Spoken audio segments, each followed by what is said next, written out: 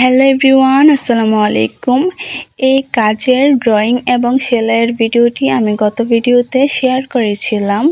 অনেক আপুরাই জানতে চেয়েছিলেন যে এইটা আমি কিভাবে কাটিং এবং সেলাই করি, সেটার ভিডিওটি যেন আমি আপনাদের সাথে শেয়ার করি।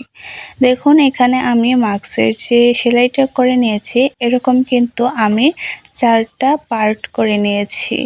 তো এই 4টা আমি মাস্কের মাপে ড্রয়িংটি করে নেওয়ার পর এখন আমি সুন্দরভাবে এই মাস্কের সাইডটি কেটে নেব।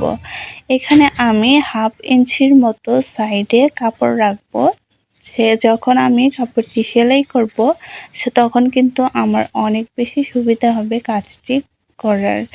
দেখুন, আমি 1/2 ইঞ্চির মতো কাপড় রেখে সুন্দরভাবে মাস্কটি কেটে নিয়েছি। অনেক আপুরাই জানতে চান যে 1 গজ কাপড় দিয়ে কয়টি মাস্ক হবে। আসলে 1 গজ কাপড় দিয়ে কয়টি মাস্ক হবে সেটা ডিপেন্ড করবে আপনি মাস্কের সাইজটি কতটুকুন রাখছেন। ঠিক আছে? মাস্কের সাইজটি যদি আপনি একটু ছোট সাইজের করেন, সেক্ষেত্রে 8 থেকে 10টা মাস্ক আপনি বানাতে পারবেন। তাছাড়া আপনি যখন মাস্কের জন্য কাপড়টিকে ছাপাবেন, তখন একটু বুঝে শুনে কাপড়টিকে ছাপাবেন, তাহলে আপনি বেশ কয়েকটা মাস্ক তৈরি করতে পারবেন। কাপড়টি কাটার সময় একটু বুঝে শুনে কাটতে হবে, তাহলে আপনি অল্প কাপড় দিয়ে বেশ কয়েকটা মাস্ক তৈরি করতে পারবেন।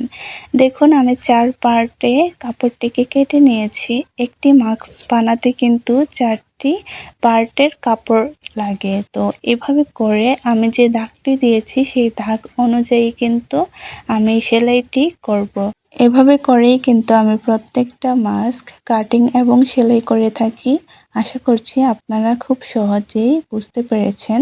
তো এই ছিল আমার আজকের ভিডিও। সবাই ভালো থাকবেন, সুস্থ থাকবেন। আল্লাহ হাফিজ।